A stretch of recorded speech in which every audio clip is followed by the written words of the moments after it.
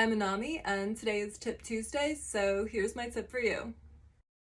I live in an apartment with a stacked washer and dryer, so that's not really ideal for a wheelchair user with quadriparesis, but I figure everything out for myself. To get it open, I use a back scratcher. It actually helps with a lever mechanism getting the doors open. And then I use a grabber to get the clothes in and out of the washer because I can't really bend that well. I find that when I hang the tote bag on the side of my chair, it stays in place. So that's easier than putting something on my lap where it could just fall off. Then I use the elevation feature on my iLevel to get to the dryer.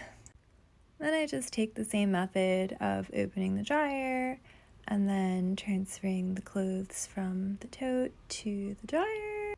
Accessing my dryer independently was something that I could not do until I got my iLevel with elevation. So I'm super happy about that. I don't always have the spoons, but when I do, it's nice to be able to have something I can do independently.